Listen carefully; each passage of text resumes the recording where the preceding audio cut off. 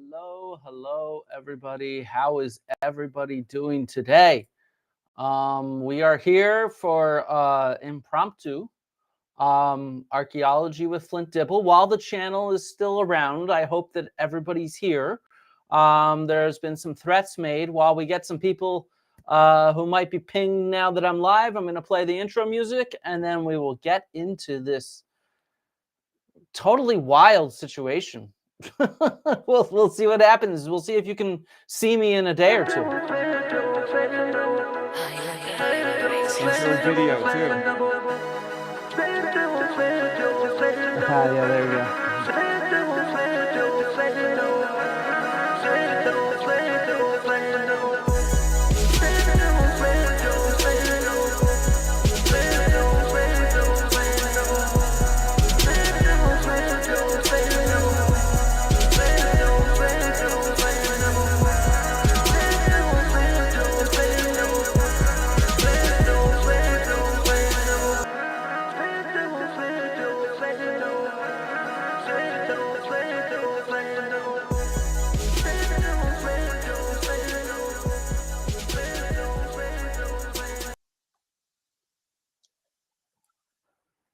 All right, so here we are.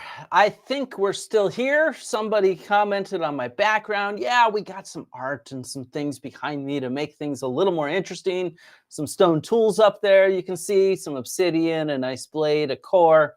Really cool stuff. I hope to maybe mix up the stone tools behind me. They were all made by my dad, who named me Flint, and my brother Chip. He studied stone tools, and he was an excellent flint knapper. In fact, he made all the stone tools for the movie, The Clan of the Cave Bear, back in the 1980s. So he's made tens of thousands of stone tools. We'll do a video about him actually next week to honor his passing, because it's the anniversary of his passing. So we'll either do a video or probably a live stream just to celebrate the life of Harold Dibble.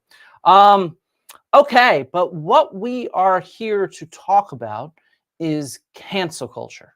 And in particular, anti-intellectualism is, to me, the real cancel culture in our world today. I have experienced quite a bit of this sort of cancel culture in my time, with people coming after me and slandering me and making all kinds of baseless threats. And I got some very weird threats earlier this week, which I think the best thing to do is to bring some sunlight on them. So for those of you watching, you know that I do live streams, and in the live tab of my YouTube channel, you can see all my phenomenal live streams. I add them to my playlists and stuff like this. And 4 days ago, I had on Dr. Vincent Lynch, Vinny, to discuss his opinions on the Colossal Biosciences direwolves. And he expressed, for example, how he believes that this is disinformation. These are not direwolves at all. And we had a long, it was an hour and a half conversation. We played some clips. We made some critiques. We shared some science. People seem to like it. It's been viewed, I don't know, 4,200 times, which is pretty damn cool. And but it's not a huge number. And somebody, though, didn't like it. I received this email on the left that same evening afterwards. Actually, I guess I got it. I forget if I got it that evening or the morning afterwards, but either way, I got it. It was that evening. I got this email from YouTube saying that a company called HT Mobile had blocked the video, claiming that I had violated their copyright. I had blocked it on copyright grounds. So it was, I don't understand how the whole video will be blocked. I mean, for those of you who do YouTube, you sometimes get copyright claims, and you can either edit out a snippet of the video because you played a video that you showed an image or something that you do not have copyright for and you are not using with fair use grounds, or you can dispute the claim and say, I use these clips or this image because I transform them in a meaningful way through critique or commentary, and therefore I was using this material under fair use laws or fair trading laws, as they're called in some places. And so this request was very odd. First of all, the segment that HT Mobile had identified as having copyright to was just a conversation with me and Vinny. It wasn't a clip at all. It was just that. So I quickly disputed this and said, everything I showed in this video was under fair use, and the part you are showing is under my copyright. It's my conversation that I had on my channel. I have copyright to that. And well, I did some research while waiting into HT Mobile. HT Mobile is one of the largest YouTube multi-channel networks in India. HT stands for Hindustan, Hindustan Times. And so I was very confused. I didn't show anything from India. I did show a few clips, and we'll get to those clips in a second. I showed some clips from the Joe Rogan Experience and the appearance that Ben Lamb made. And I showed a clip from ABC News. And Dr. Vincent Lynch and myself, we critiqued and commented on those clips. So they were very much fair use. So within 24 hours, this claim had been dropped. Cool. Video's up. You can go watch it. Enjoy the video while it lasts. Because the next day, I received an email. And let me find this email for a second, because this email is the start of a saga, if you will. I received an email to my work email address, and it said, it was from someone named Copyright Mail, and it said, "Dear Dr. Dibble, I hope you're doing well. I'm contacting you on behalf of my client." No idea who the client is. "Your YouTube live video below contains multiple video clips that belongs to them. These clips have been used without permission. Kindly remove or make the video private within 24 hours. If not, I will be forced to file a copyright takedown through YouTube, which may result in a strike on your channel. I'd prefer to resolve this directly with you. Thank you for your understanding and cooperation." Just to quickly clarify, Larry Fishman, oh wait, my color scheme is all off. One second, I got to fix my colors. I have my brand here, come on. And man, I'm totally not set up, am I? I don't even have my logo up here. There's the logo. And we got to get a nice banner going too. Remember to give a like to this so people see it. Joe Rogan is infamous for copyright striking. He's never copyright struck me or anyone I know of. Typically, if you can demonstrate fairly quickly that it's fair use, I've never had an issue with showing Joe Rogan clips. And this was not the company that auto sometimes flags my videos that have Joe Rogan clips. It was a very different company. And I've never had an issue, by the way, with that company or with Joe Rogan for showing material. Just to clarify that I'm not accusing Joe Rogan of this in the least. We can see what you all think, though, is behind these emails. So yeah, I just wanted to clarify that I personally, I'm not accusing anyone, in fact. So there was a name here, and I've gotten rid of the full email address so that people cannot do any harassment. I don't want to show the name, but I have no idea who the client was. I replied fairly quickly within less than about 20 minutes later, and I said, "Hello, you will need to be more specific about which clips you are referring to so I can check into this. As far as I recall, I included only clips from the Joe Rogan Experience and ABC News, which were clearly critiqued and commented on, and which I would need communication from either JRE or ABC to confirm copyright ownership, but I'm happy to check. So if you will please provide timestamps so I can see specifically what you are discussing and investigate whether my use of the clips in the video constitutes fair use. And if not, I will edit them out or blur them as appropriate. I will not remove the entire video, but if I feel as if the clip I included is not fair use, I can remove that specific segment. However, I feel I use the clips in fair use for critique and commentary. If I feel that way, I will dispute the takedown request and defend my right to publish such a critique. But I will need to know which clips you are referring to. Okay. Fair enough. If you're going to say that I'm using your clips to violate your copyright, well, then you should tell me which clips they are so that I can make an informed decision. And this just continued. Dear Dr. Dibble, thank you for your response. I understand your position, but I must inform you that the copyright takedown process is already underway. The video in question may receive a strike on your channel at any time unless it is removed or made private immediately. This is a formal and legal takedown request. Sorry, I noted while we continue reading this, everybody, this is in reference to the direwolf de-extinction disinformation campaign. This is the video. Let me put the link in here. Link to the video under question. That's what is being requested to be taken down. So this is a formal and legal takedown request. Once processed, it may result in a copyright strike, and if the matter escalates, YouTube may take further actions, including possible channel termination if policies are violated. We genuinely prefer not to take that route, and we are still open to resolving this peacefully and respectfully.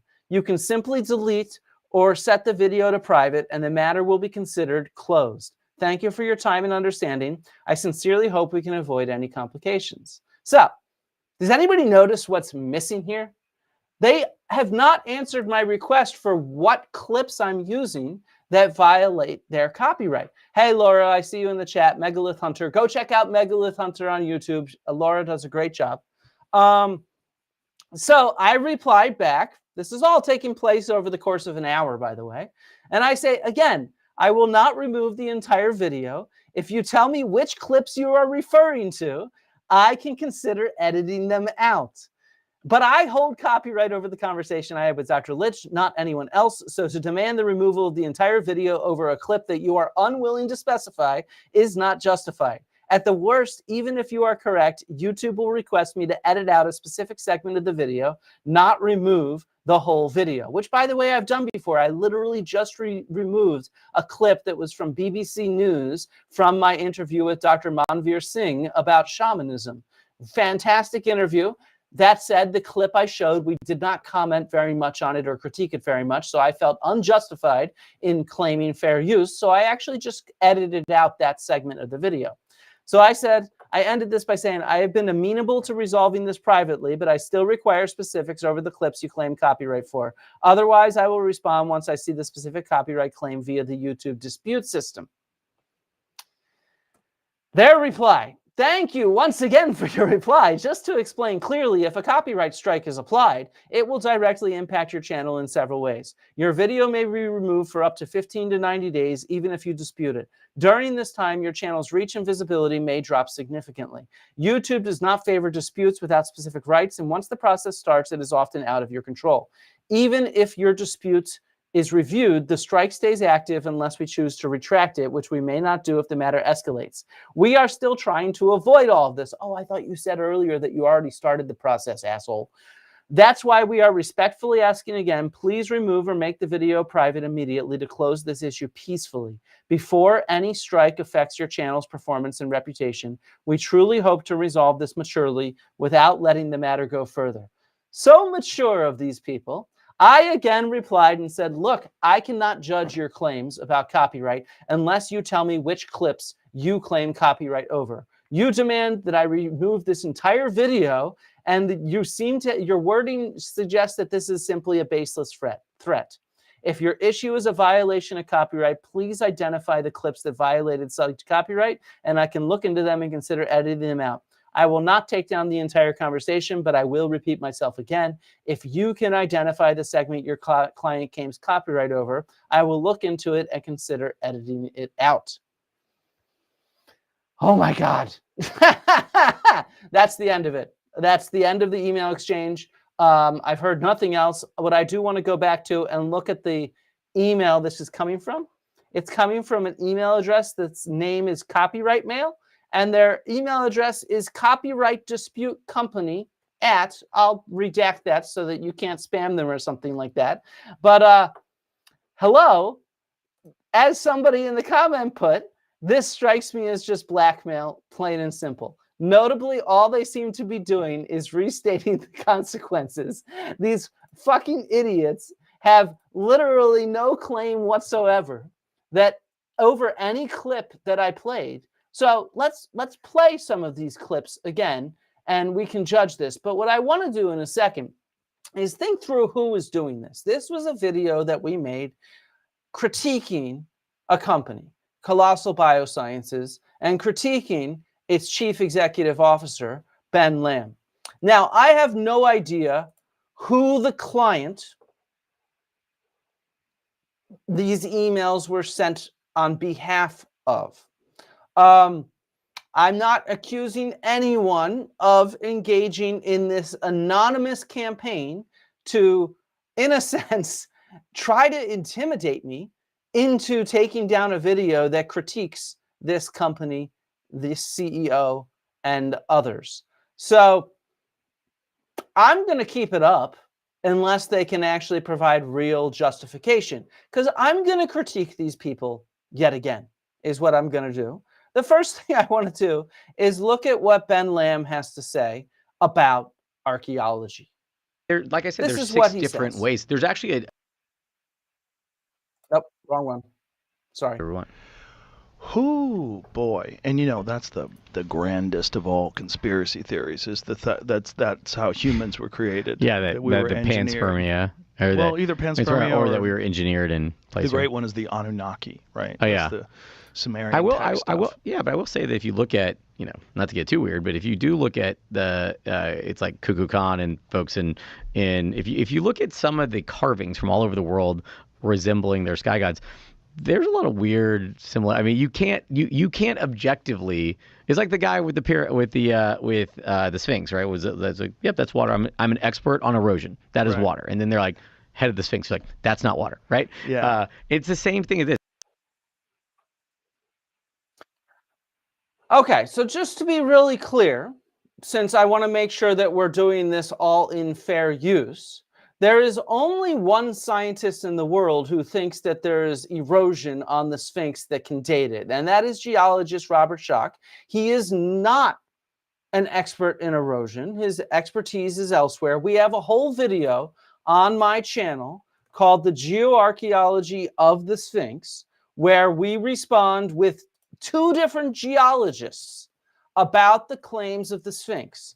So just to be clear, the idea that the water erosion on the Sphinx somehow proves an advanced civilization and that it's older, there's only one geologist, and the other people who dispute that, link to Geoarchaeology of the Sphinx, the other people who dispute that are all geologists too, as well as archaeologists. So just to be clear, I'm critiquing what you're saying, Ben Lamb, and that transforms this into fair use. You can't objectively. It's like the guy with the Sphinx, right? That's like, yep, that's water. I'm an expert on erosion. That is water. And then they're like, head of the Sphinx, like, that's not water, right? Yeah. It's the same thing as this. You cannot look at some of this stuff and say that's not weird, right? You can't look at, like, you know, the incredible pyramids we have all over the world that seem to now there's like more and more discoveries, and then they get silenced out of it. It's like you can't see all that stuff and not wonder more, especially the stuff around.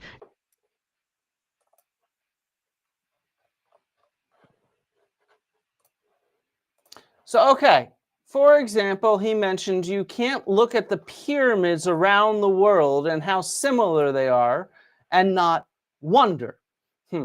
Okay, I mean, I suppose you can wonder all you want, but I want to be very clear that the superficial similarity of pyramids around the world does not justify a common origin.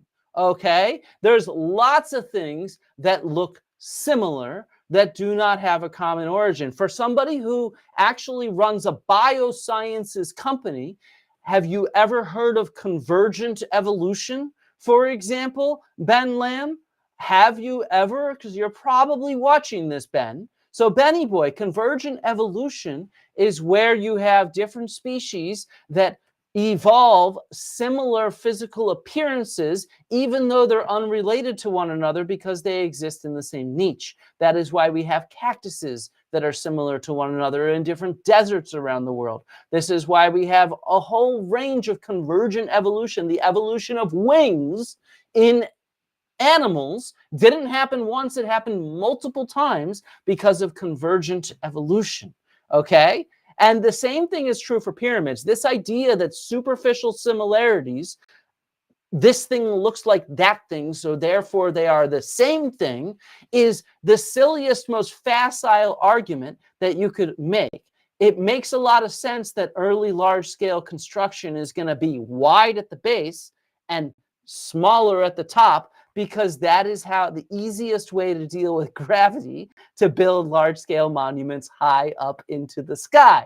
So the fact that pyramids look similar doesn't really fucking prove a thing, Ben Lamb, Benny boy. It's one of the stupidest things, in my opinion, that I've ever heard a billionaire say. And I've heard lots of billionaires on TV say stupid things. But about my field, about archaeology, Benny boy, that is clearly one of the stupidest things I've ever fucking heard. To say that because pyramids look similar, well, let's see what you have to say next, Benny boy.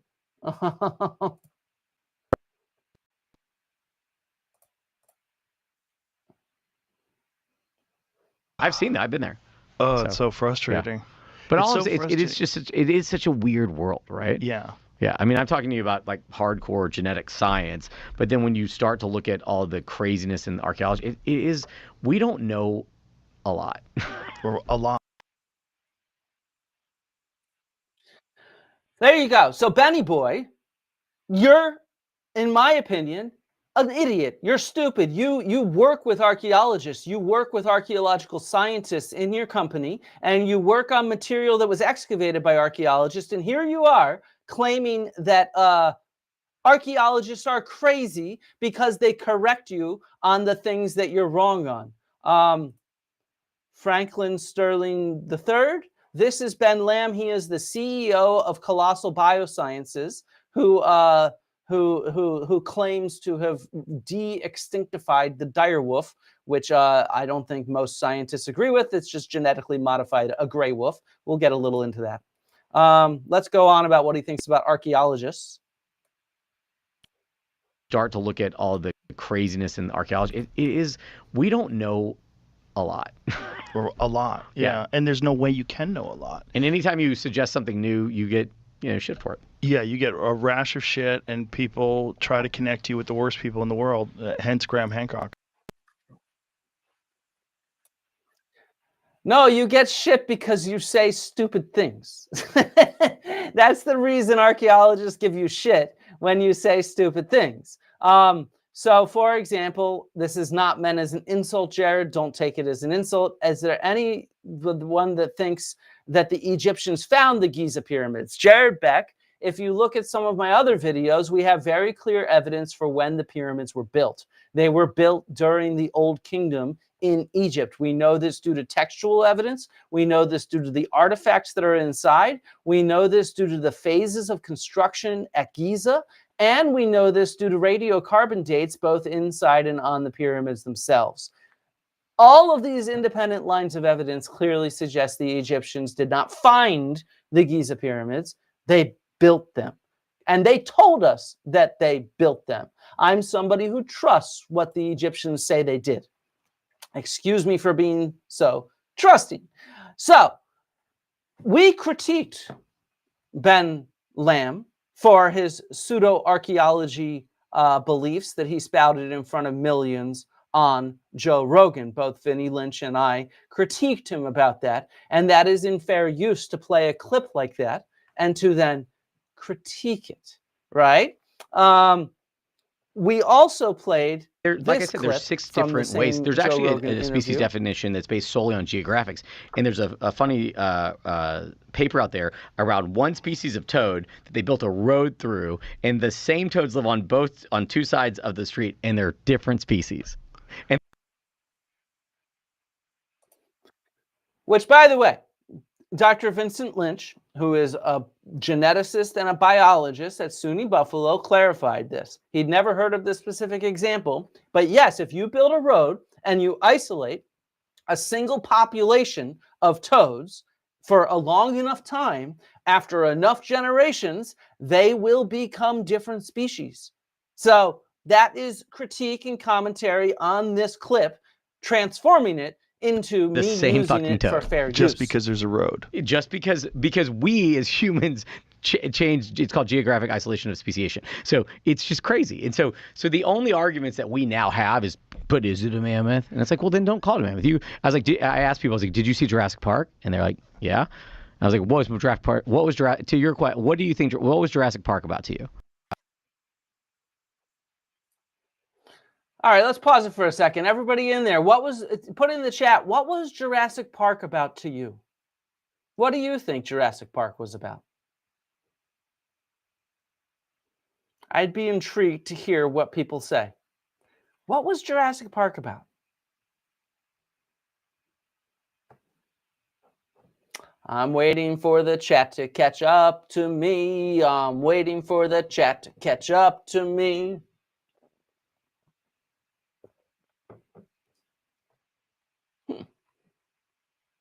Nobody? You literally just called him John Hammond.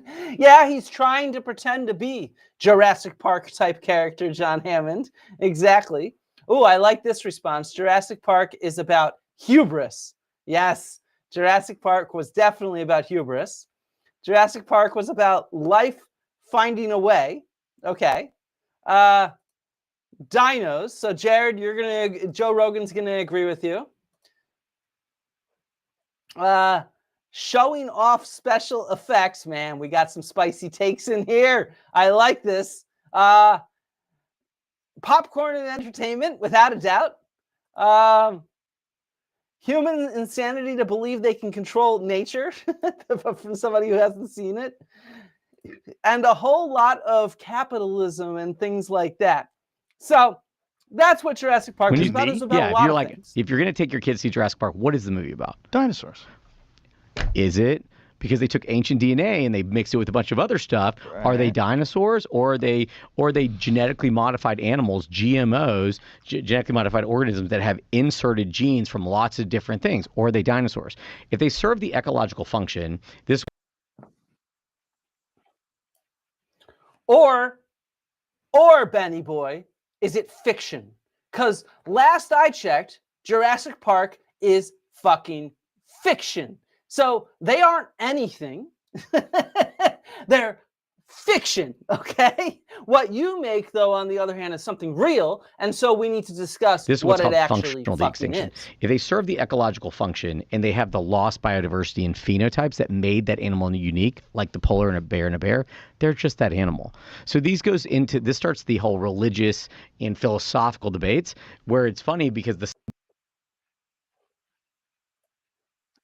Okay, so what his point is that since dinosaurs in Jurassic Park look like dinosaurs, therefore calling them dinosaurs is fine, because philosophically they look like dinosaurs, they roar like dinosaurs, they eat like dinosaurs, so they must fucking be dinosaurs. Okay, so this actually is how I got involved in this whole situation.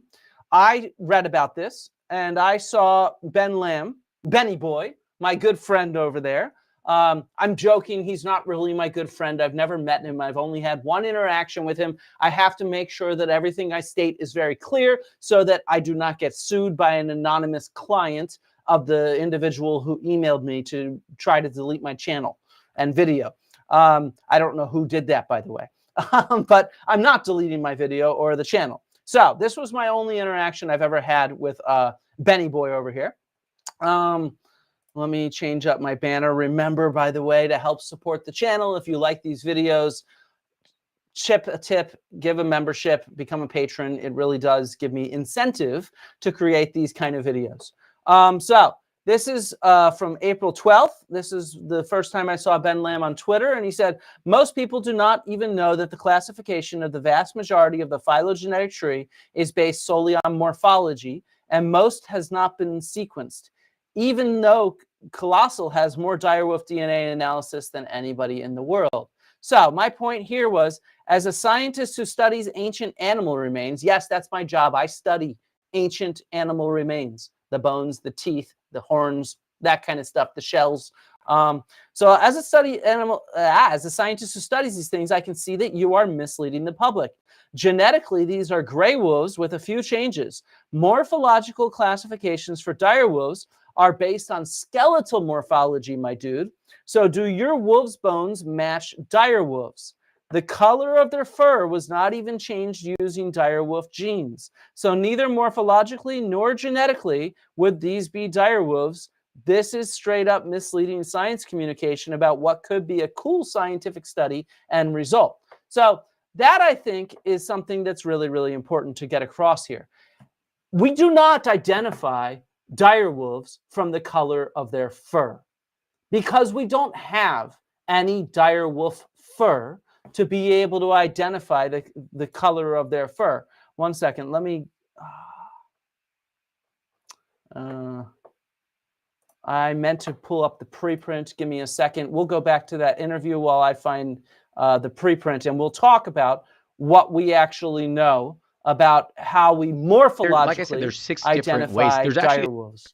de-extinction. If they serve the ecological function and they have the genetically modified organisms that have inserted genes from lots of different things, or are they dinosaurs? If they serve the ecological function, this is what's called functional de-extinction. If they serve the ecological function and they have the lost biodiversity and phenotypes that made that animal unique, like the polar and a bear, they're just that animal. So this starts the whole religious and philosophical debates, where it's funny because the scientists who should not fall into these philosophical debates, when they don't like what you're doing, that's what they go to. So what was the argument? How did they present it? It's just like by their own definition, they're like, well, it doesn't have enough DNA. So I was like, but the second direwolf that we have, or the second genome that we have from the tooth has less of the same DNA than the skull. Does that mean that it wasn't a direwolf? And it just turns into an you're missing the point conversation. It's like, I'm just asking questions. I would like to know the point, though. What is her point? Their point. Like, what is her overall argument? The general point of the people is that they want to pick one speciation definition and adhere us to that. And if you do that, no animal, including our animals, will fall into one species, right? It's just people that are using the framework that they set that isn't consistent, kind of against based on the argument that they want to make. Interesting. So species is just something. It's a human construct. It's not.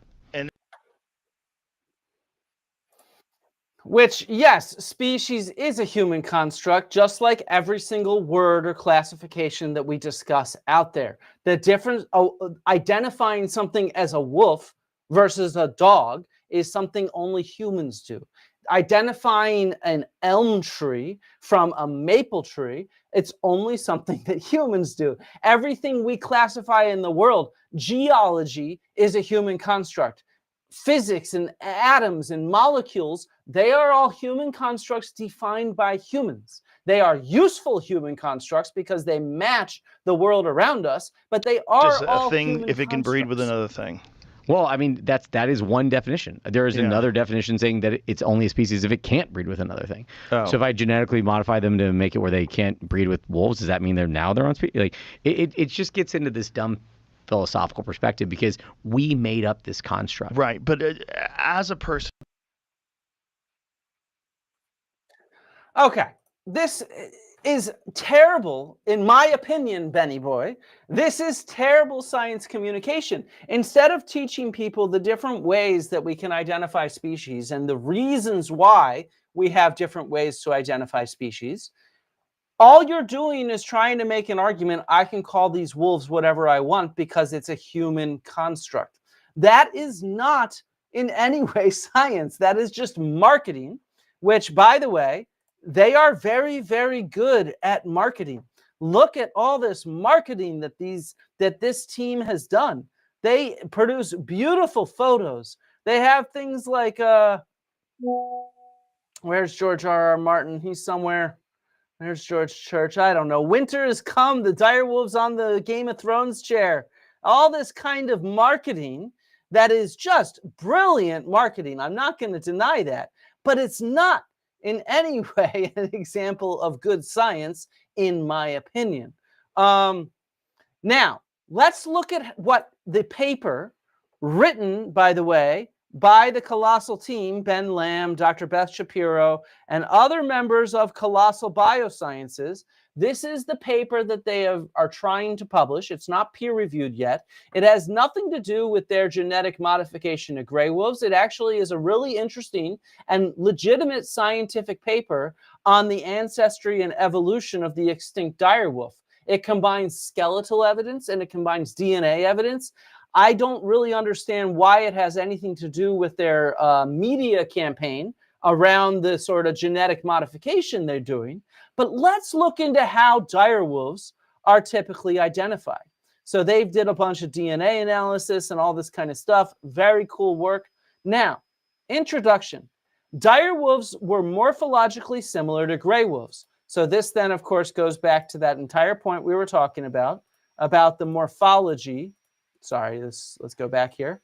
About the morphology of direwolves. It's due to the morphology that Benny Boy claims he can call these direwolves. So what does your paper, Benny Boy, say about the morphology of direwolves compared to gray wolves, Canis lupus? With some exceptions. Direwolves had larger temporalis muscles than gray wolves, capable of generating a greater bite force. They also had proportionally larger bacula. Bacula, by the way, are the penis bone, suggesting sexual competition. Direwolves were comparable in size to the largest gray wolves and exhibited similar variation by latitude compared to gray wolves. So, notice that they literally brought up like 3 morphological features with which we identify and distinguish gray wolves from direwolves. One is the muscles for biting, which we can see in the skull, the cranium of the wolf. The other one is the large penis bones that these have. So here's an image, for example. These are direwolf penis bones, bacula. This is a gray wolf penis bone or baculum. And what's crazy, did they modify the penis bones of these wolves to make sure that they matched morphologically how we distinguish, scientists, by the way, how we distinguish a gray wolf from a direwolf? No, they did not. What they did was they changed the color of the damn fur and said, therefore, it should be called a direwolf. But we don't have any fur from a direwolf. We do not know exactly the coat of their fur, and the genes that they use to change the coat of the fur do not match in any way the genes used in direwolves. So another point I want to bring up, let's do a quick search so we can find, is that I invited Ben and Beth onto my YouTube.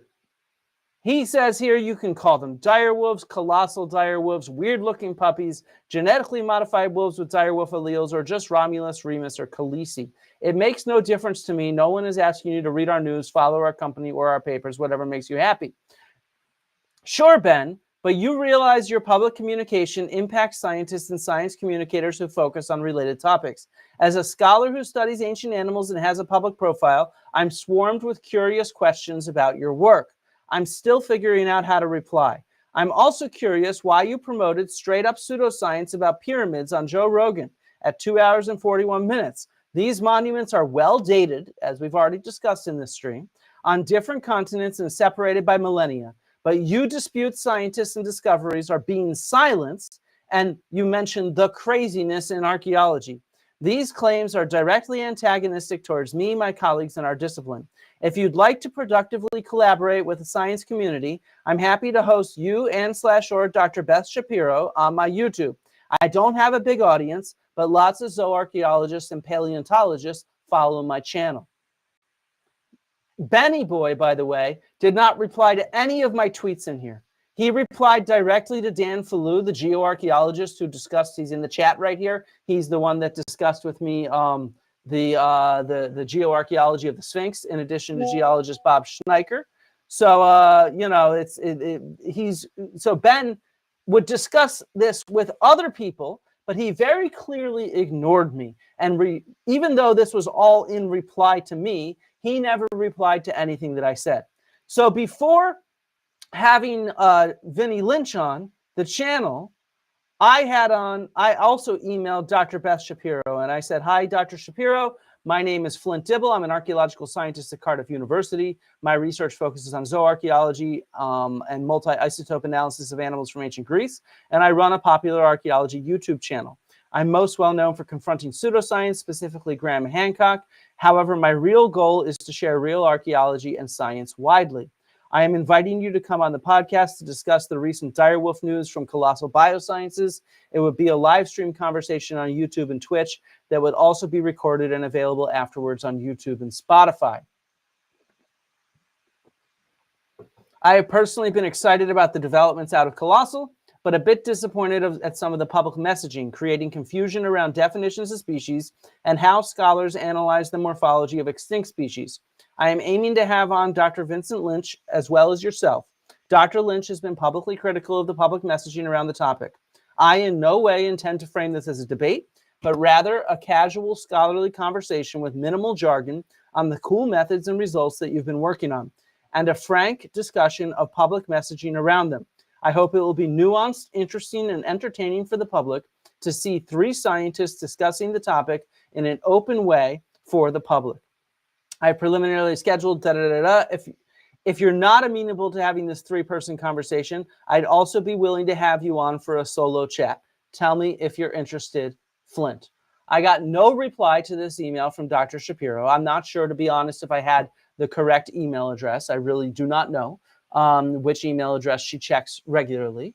But instead, we had the conversation with Dr. Lynch about these topics, where Dr. Lynch was quite critical of the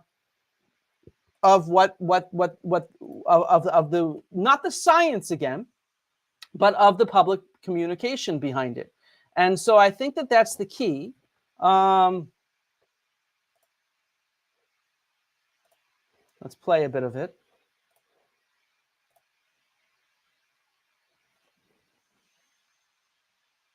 Wait a second, it's muted. This was one of the few that actually pushed back early on.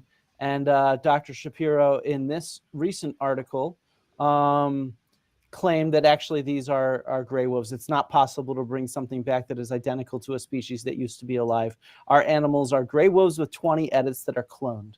So I guess this is partly due to you and the range of other people. I hope, but the problem is the original press claimed, like, you know, it was Wired Magazine, The Atlantic, and I can't remember the third one. Wired Magazine, The Atlantic. New Yorker. The New Yorker, there it is. Yeah. The headlines say direwolf. The text says direwolf. Yeah. The press release says direwolf. None of those things said transgenic gray wolf, which is what they really are. And then they say, colloquially, we're calling them direwolves. Their website still says direwolf. Yeah. Right? It doesn't say gray wolf almost anywhere. It says they're similar to today's gray wolves, but it very clearly calls them the new lineage of direwolves, their species. So we were quite critical, and this is all in fair use, by the way, Benny Boy and Colossal Biosciences. I can show your website and critique it. That is part of fair use, because when I show what you say in response, so Dr. Beth Shapiro went to New Scientist and said that they're not direwolves, but you notice that, I have to share the screen, that they still claim on their website that the species of Romulus is direwolf. And that would be, most biologists would disagree, because morphologically, the skeletal structure, which is how we identify direwolves morphologically, does not match. Only 20 genes have been changed from gray wolves. There is no extremely large penis bone. Show me the penis bone that is 4 times the size of a gray wolf penis bone, and I will say that skeletally, maybe this is a direwolf, until you change the morphological characteristics by which scientists identify direwolves, meaning zooarchaeologists and paleontologists who study direwolves, people with my training and expertise, then you can make a claim that morphologically these resemble direwolves. But morphologically, these do not resemble direwolves, in my opinion, because the morphology we use is skeletal, not the color of the coat. And so identifying the species as direwolf here, and then correcting it only in New Scientist and nowhere else, well, in my opinion, that is misleading. So, okay. I want to first, before we end this, I want to point out that this is not the first time this kind of stuff has happened.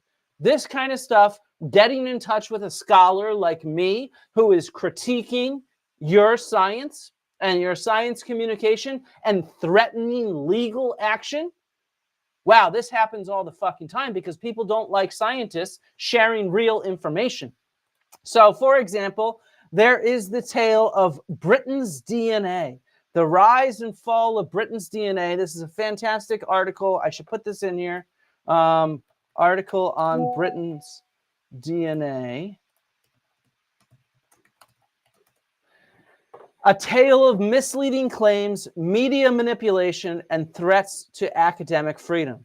So anybody know this story? This story is from about 15 years ago, where there was this DNA company. We're talking about DNA companies, aren't we? This DNA company called Britain's DNA, which are these guys. And it was the CEO was this guy, Alastair Moffat. Let's watch what they claim, some of it. Are the secret hidden inside all of us are the secrets of our deep ancestry, stories that only DNA could tell. Printed on our genes are the origins of our lineages, the time in prehistory and in recorded history when they arose. And the Man, talk about waxing poetic about DNA, Alastair. I mean, Jesus, you're like really trying to fill up people's imaginations about the past and our personal DNA. Epic journeys that our people made across the earth. You can discover all of this by taking a DNA test. Oh, I see. You're trying to sell something. So this is the former CEO of Britain's DNA.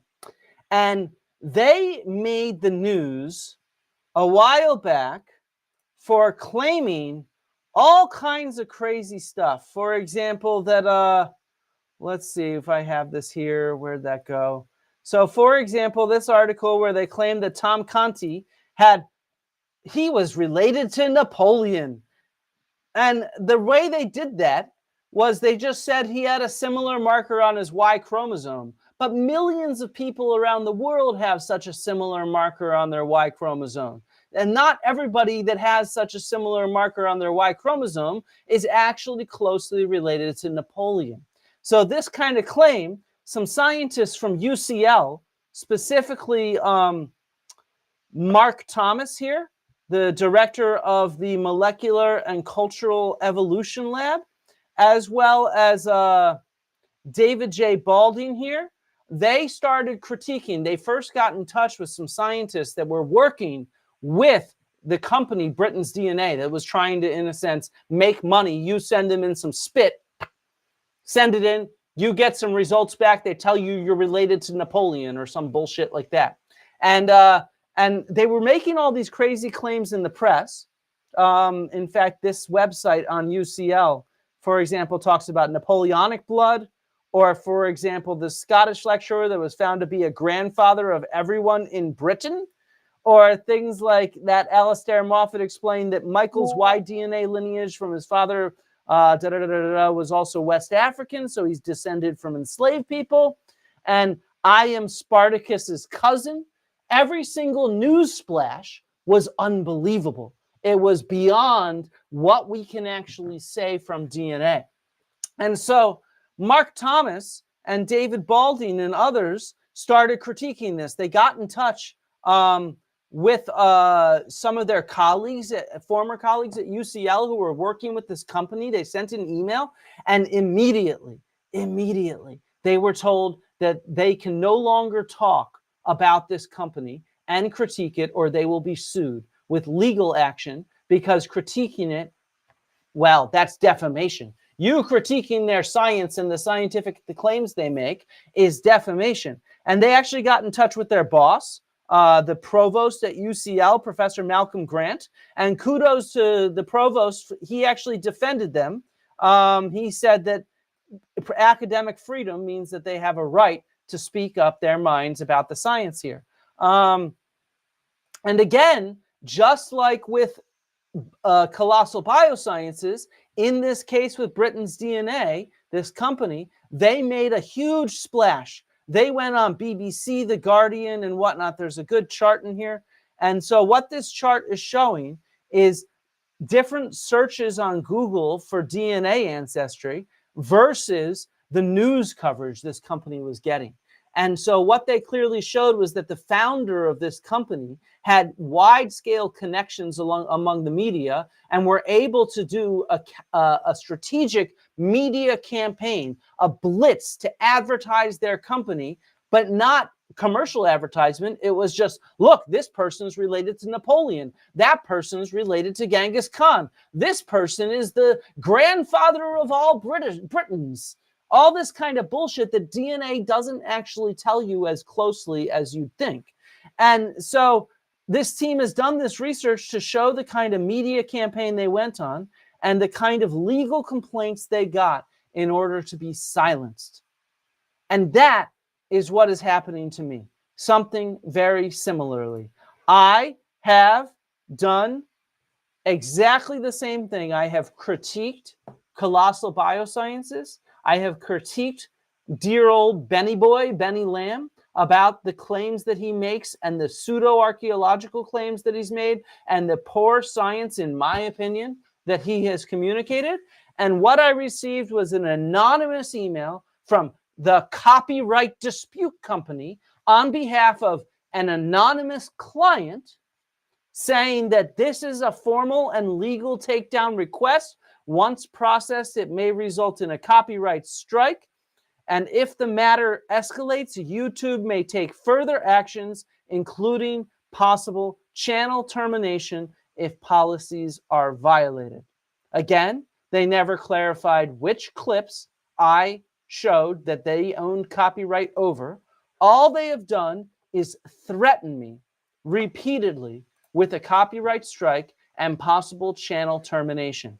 This is what I receive for critiquing Colossal Biosciences. So I'm wondering what you all think.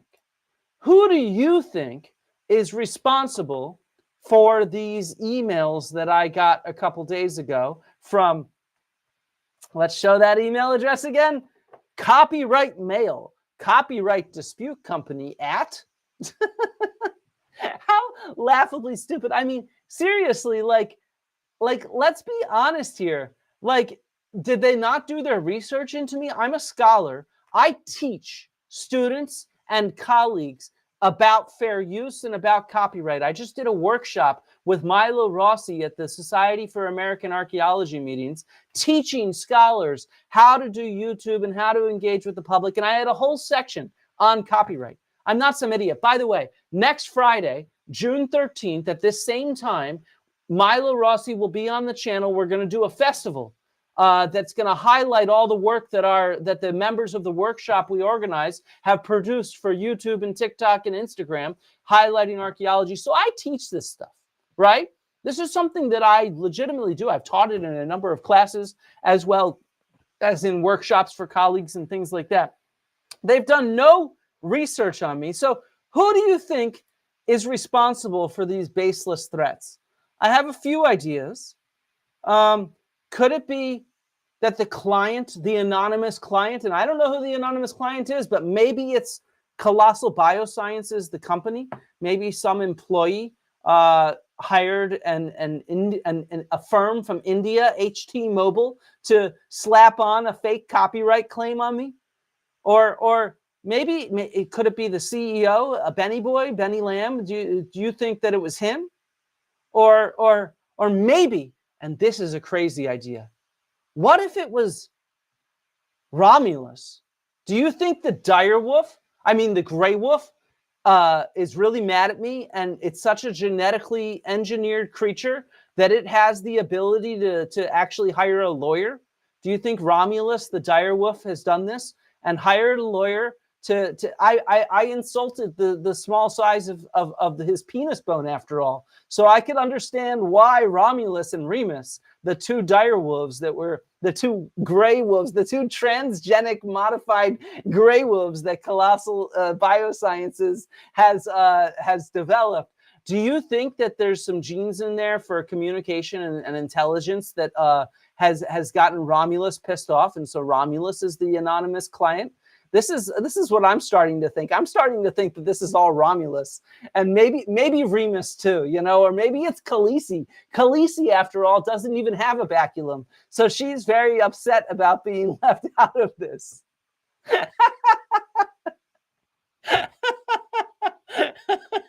So this is what I'm dealing with. This is what I dealt with this week. Was I had somebody bully me and threaten me in order to try to get me to take down my critique of these fuckers over here.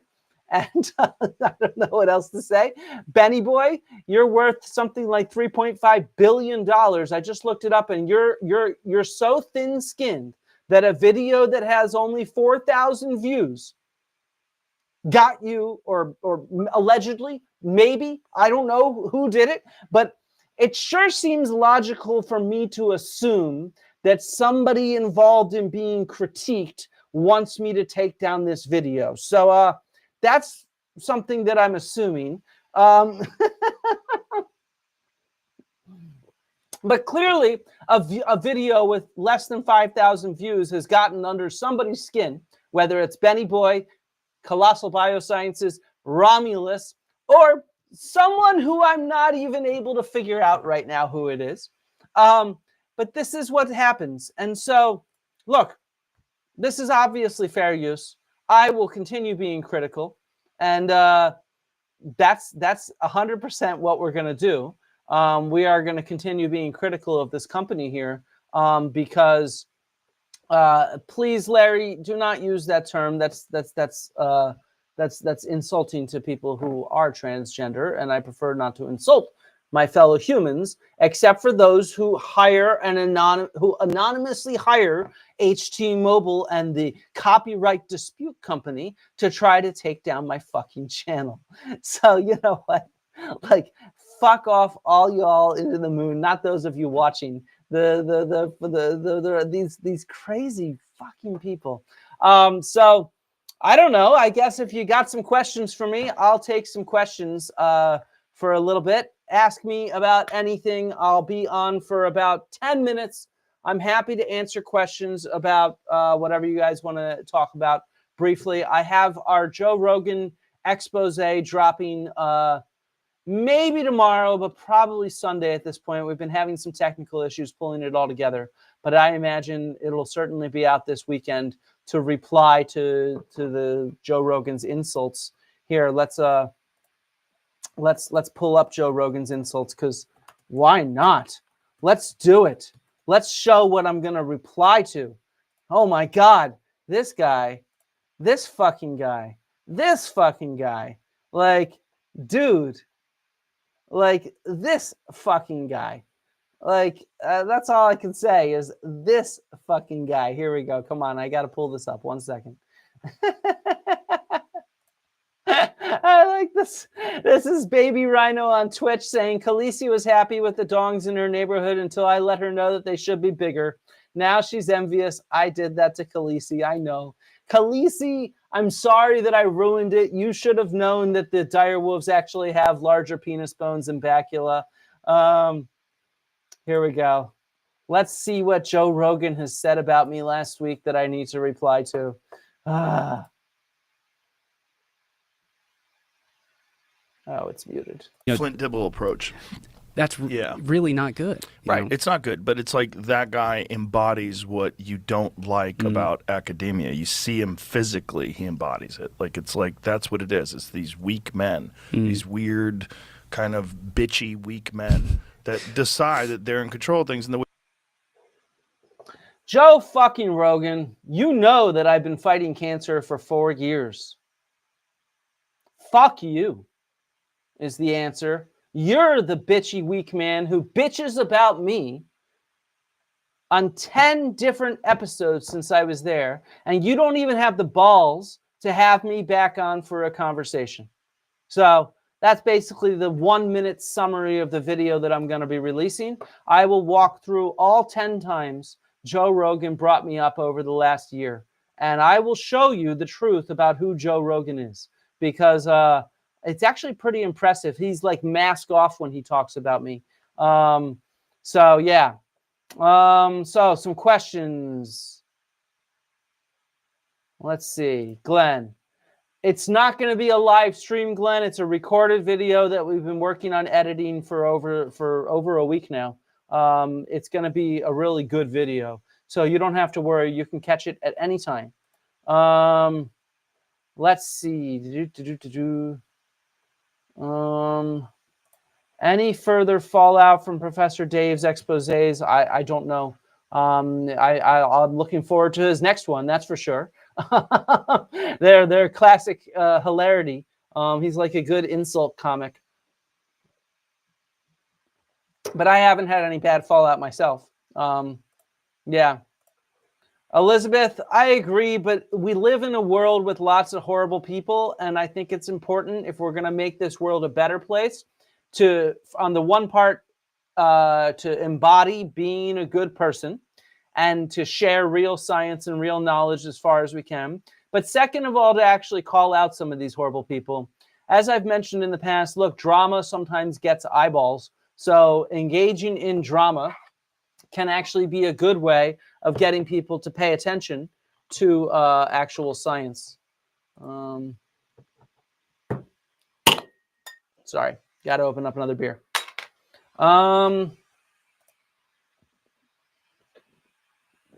Flint, if you de-extinct an animal for real without any legal, ethical, or environmental negatives, which would you want to see, even if it's just at a zoo or from a safe distance? I mean, you can't actually de-extinct an animal. I think that was the major conclusion that Dr. Vincent Lynch, made to me in our conversation. So it's not really possible.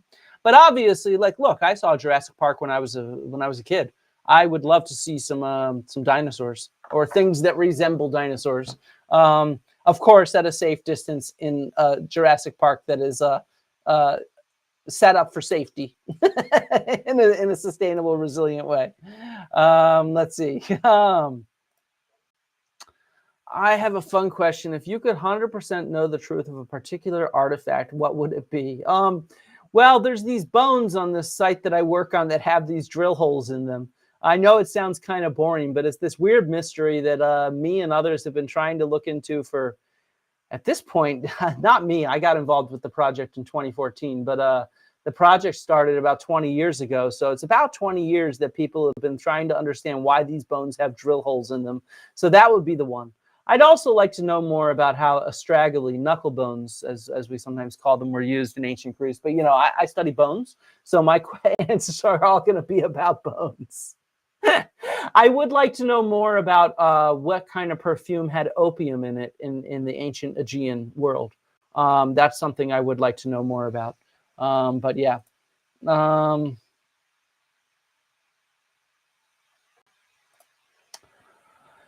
Yeah, this is a good question. Yeah, I personally lost some respect for Luke Caverns for not in any way defending me. We get along reasonably well, and for him to just let Joe slander me like that in front of him multiple times on that episode is, in my mind, inappropriate. He did make a tweet afterwards where he tried to clarify a little bit about it, that what he was saying, at least, had nothing to do with me, because he likes my public communication. But I personally think that if you want to communicate publicly in this world, you have to stand up for what you believe in and for who you believe are good communicators. And so this did disappoint me. And I do blame him somewhat for that. It doesn't mean that I'm going to end my cordial communications with Luke because of that. But at the same time, I think that he should do a better job of sticking to his guns instead of afterwards. But at the same time, look, I understand you're on the spot. You're not expecting stuff. if that's what happens in a live conversation. So I do understand that as well. Yeah, let's see. These weak men. Yeah, exactly. Graham Hancock. Graham Hancock really embodies that alpha male type attitude. He's like, back in my civilization. Yeah, Graham Hancock is in my opinion, let's not get into any slander here. In my opinion, Graham Hancock is a giant weak idiot who refused to show up with archaeological evidence when he finally got to debate an archaeologist, but that's different. And yes, Joe Rogan is incredibly weak because I have asked him to go back on his show and he won't have me back on, and instead he smears me from afar. That is weak. That is not alpha male behavior, Joe. Joey boy, you are not an alpha male. I'm sorry. Let's see. Oh, Becca, just wait until you see our thumbnail. You're going to like it. It's going to lead to your fan fiction in a certain way. Maybe not in the way you're all imagining. You're not going to be able to imagine it. Let's see. There's a lot of questions. Is it still valid to be concerned about reintroducing wolves into the wild? Do they have any considerable impact on the environment where they are reintroduced? Franklin, you should go watch the conversation I had with Vinny, Dr. Lynch, about this. We talked a lot about this, actually, and why in some cases reintroducing wolves can be good, but in other cases it's not necessarily good. And you want to do a lot of modeling and understanding the environment that you're reintroducing them into. Reintroducing these fake species, on the other hand, de-extincted, you can't really de-extinct the same species, but whatever. Reintroducing these extinct species, on the other hand, that's less advisable. Let's see. Please check out the Discord. Yes, I'll check it out, Patan. By the way, everybody, channel members and patrons on Patreon now have access to my brand new Discord, Flint's Archaeology server. It's only available for supporters of the channel, so sign up for channel membership and Patreon or Patreon, I should say, if you're interested in having more direct access to be able to ask me questions and to look at what's going on in the archaeology world. I'm going to work next on getting some more colleagues on there so we have more access to real archaeology on there. B. Smiley III, this is a great question. Why does Hancock claim all their sites are misdated but says Göbekli Tepe is dated precisely?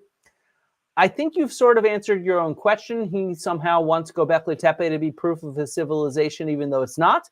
And he wants the other monuments to date earlier even though they don't. So he likes to have his cake and eat it too, if that makes sense.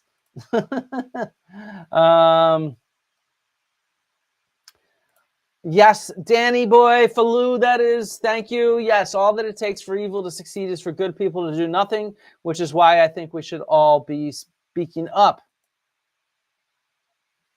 And yes, it's a follow-up. So evil archaeology just happened to date Göbekli Tepe correctly, even though they're trying to hide it. Exactly. People want the dodo back. Will I invite a paleontologist on in the near future? Yes, I've been starting to talk with Darren Nash. Nash, I'm not sure how to pronounce his last name. He's a dinosaur paleontologist. He's agreed to come on sometime this summer. I certainly will have some paleontologists on who study other species besides dinosaurs who I know from social media and elsewhere. So yes, I'll have some paleontologists on. It's a good question, Meat Eater. And thank you for the super chat, Meat Eater. I really appreciate it. Let's see. No, the domain, by the way, is just, it's not a domain that's going to help. Don't worry. It is what it is. It's just a made up email address. I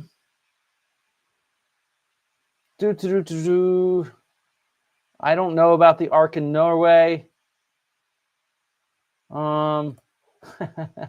So this is a great question, William Womble. When does a paleontologist versus an archaeologist study something with regards to something like a mammoth kill site or ancient hominids? Well, I study ancient animal bones. So I'm a zooarchaeologist, which means I study animal bones from archaeological sites. Paleontologists study animal bones from non-archaeological sites. But since the skill sets are similar, to study, dog domestication, you will study a combo of paleontological sites and archaeological sites. So there's overlap between zooarchaeology and paleontology. So the answer is somebody who's kind of both. A zooarchaeologist will be who studies a mammoth kill site, for example.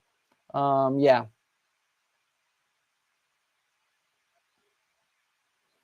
Any other questions? Why do I think Colossal is so focused on the spectacle of the direwolves over their other goal of undoing anthropogenic extinction for species like red wolves?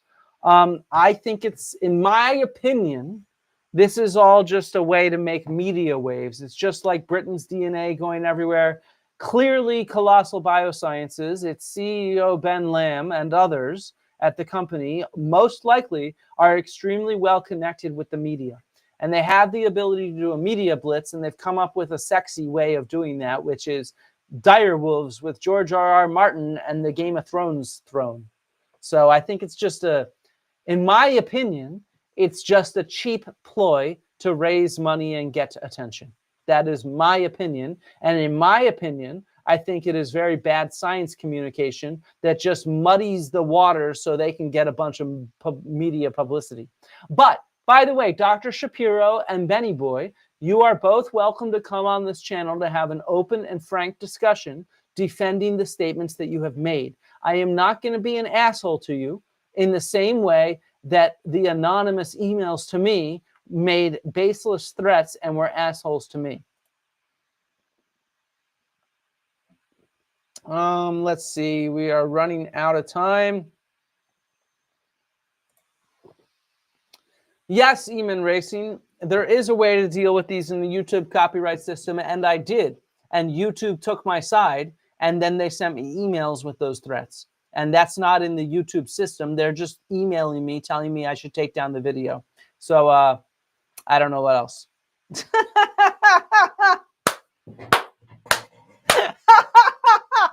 I will just laugh at this.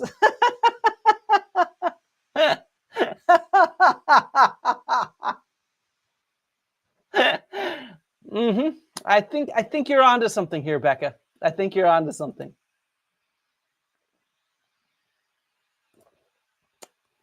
Meat eater, this is a great question. How can I differentiate an animal that was wild or domesticated when you found a site where it was butchered? The morphology of those bones, remember we were talking about that earlier? Say a wild pig or a domesticated pig, those are tough actually. I'm not going to deny. That's based on the size of the bones. But let's say a wild oryx versus a domestic cattle, size and shape of the bones are partly what tell us. DNA can also help because when you domesticate a population, it goes through a genetic bottleneck. And so you can start to identify this. I'm going to be doing some live streaming or maybe some recorded videos from the lab so this summer so we can show you some of this stuff.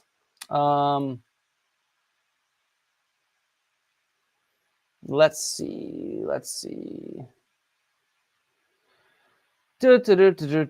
Okay, can I please do a collab with North02? Yes, I've been talking with North02. I hope to have him on the channel at some point, without a doubt. I am a big fan of the work that North02 does, and yeah, let's just leave it at that. You'll see it at some point. I promise it will happen. I'm trying to collaborate with a lot of people. I have a lot of collaborations actually coming up. I'm going to do something with Pete from History Time in a couple weeks. And next week, I'll have on Cypher, the Cynical Historian. So there's a bunch of collaborations. And like I said, Milo Rossi will be coming back on as we do our little festival of archaeological engagement that will highlight a bunch of new channels and new people who are creating some phenomenal short and long videos. This is a great question. That smoked duck, man, that was delicious. I am totally going to smoke more duck. I've smoked turkeys before. I've even smoked a chicken a couple times, but smoked duck is perfect for smoking on the grill. It cooks really wonderfully low and slow. And like pork, it has a nice high fat content. So it just, you render that fat and it absorbs the smoky flavor from the wood chips. delicious. I will definitely, in fact, Yoni's my partner, my wife, and who does all the editing and graphic design for the channel as well. She's phenomenal. She's also an archaeologist. We met in grad school. I love you, Yoni, if you're listening. She heard me. And so she told me as well, she makes some delicious duck herself in the oven, but she told me that like I have to smoke duck from now on because it was really good. Let's see. Yes, Alan, we got to have you on the channel at some point to discuss some fun paleoanthropology stuff. There's a chance I won't be in Bordeaux, but I'll be near Sarlat at some point over the summer. So reach out. Maybe we can meet up or something. But I'd love to get you on the channel at some point. And yes, you can research Thomas Cucci and others on Google Scholar who talk about these things. No,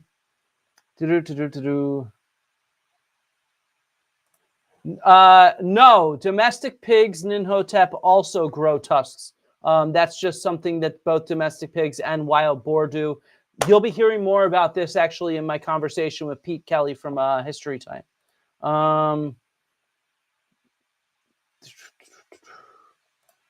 I'm not sure, Puffalopagus, what you mean by does the dumbing of livestock show up in their morphology? I don't know exactly what you mean by dumbing, so I'm not sure. If you want to put it in the chat, I'll try to answer it in a second. Bearded Logic asks, what are the risks of releasing a genetically modified species into an already established ecosystem?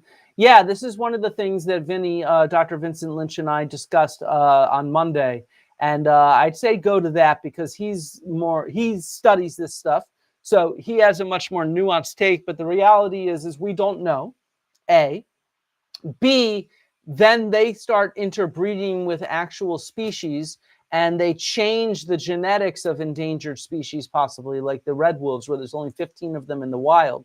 And so it can have a real impact on the genetics, the phenotypes, etc., of these existing species. And we don't know what they're going to do to these ecosystems. So it's a big open-ended question that needs a lot of modeling and study before releasing anything into the wild, I would think.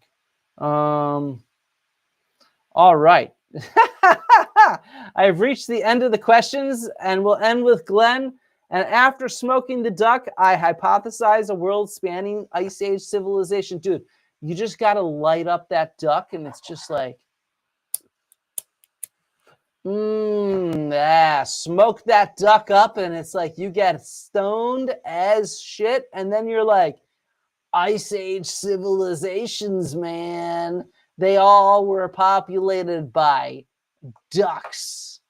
They were populated by ducks, man. That's who ruled the Ice Age civilization. That's what I'm telling you. You know, like that is who ruled it. So look, it's been a good one. If this channel disappears, we'll find another home for it, but I'm confident it probably won't.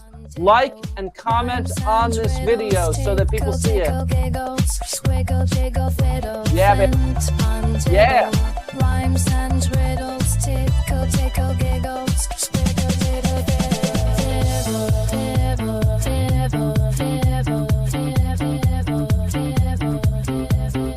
Happy week, everybody. Happy weekend.